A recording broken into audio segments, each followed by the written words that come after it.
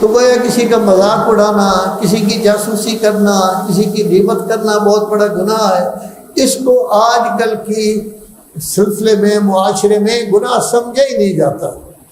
جب بھی بیٹھتے ہیں ہر آدمی اپنا فیصلہ دے رہا ہے، یہ کام بھی فلاں فوج نے کر دیا ہے، یہ فلاں نے کیا ہے، یہ فلاں نے کیا ہے، یہ فلاں نے کیا ہے، اور معاشرے کے تمام فرد ہیں، مولوی صاحبان بھی یہی فتوے دیتے ہیں، عوام بھی یہی فتوے دیتے ہیں، بیٹھ کر جو ہے وہ تمام چیزوں کے بارے میں اپنے بتاتے ہیں۔ یہ شریعت میں ٹھیک نہیں ہے۔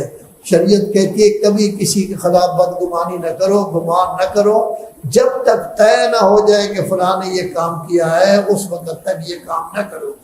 شریعت یہاں تک کہتی ہے کہ ایک آدمی کے بارے میں 50 گواہ ہیں، جن میں سے 48 گواہ گواہی دے رہے ہیں کہ یہ عورت جو اس کے ساتھ کھڑی تھی یہ عورت ٹھیک نہیں تھی۔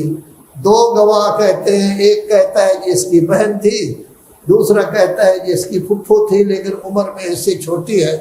تو شریعت کہتی ہے ان 2 کی گواہی کو مانو جنہوں نے اچھی بات کہی ہے، جنہوں نے بدگمانی کی ہے بغیر کسی دلیل کے اس کی بات کو نہ مانو۔ تو اس طرح کے گناہ ہمارے بہت زیادہ ہوتے ہیں۔ اللہ تبارک و تعالیٰ کہتا ہے بڑے گناہوں کی توبہ کریں گے، اور یہ چھوٹے گناہ جو ہے جب آپ کی نیکیاں زیادہ ہو جائیں گی تو اللہ تبارک و تعالیٰ ویسے ہی یہ گناہ بخش دے گا۔ سب سے بڑا مسئلہ توحید کے بعد قیامت کا ہے۔ قیامت ایک بنیادی مسئلہ ہے، قیامت نے ہر صورت میں آنا ہے، قیامت ہر صورت میں آئے گی، اس کا انکار نہیں کیا جا سکتا۔ لیکن لوگ ماننے کے لیے تیار نہیں تھے۔ جب ہم ہڈیاں ہو جائیں گے، جب ہم گل جائیں گے، خاکستر ہو جائیں گے، دوبارہ کیسے بنیں گے؟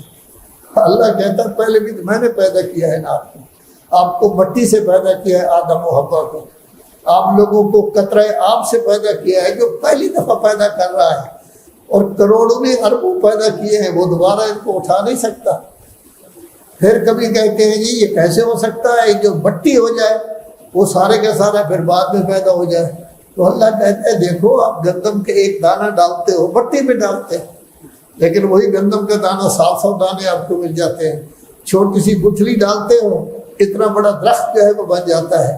تو جو یہ کام کر رہا ہے یہ بھی کر سکتا ہے۔ پھر وہ کہتے ہیں دوبارہ زندہ کیسے کیا جا سکتا ہے؟ فرمایا آپ کی زمین برباد نہیں ہوتی۔ تو اللہ تبارک و تعالیٰ بارش برساتا ہے، آپ ہل چلاتے ہیں، آباد ہو جاتی ہے۔ تو مردہ زمین کو جس نے زندہ کیا ہے وہ تمہیں بھی زندہ کر لیتا ہے۔ تو ظاہر ہے کہ اس طرح کی دلیلیں اللہ تبارک و تعالیٰ دیتا ہے تاکہ انسان سمجھ جائے۔ لذا وقال الذین کفروا، کافر کہتے ہیں لا تأتینا الساعہ، قیامت بالکل نہیں آئے گی، غلط ہے، ہم نہیں مانتے کہ قیامت نے آنا ہے۔ قل، میرے حبیب کہہ دو بلا، ہاں ہاں، وربی، میرے رب کی قسم، لتأتینکم، یقیناً یقیناً یقیناً قیامت آئے گی۔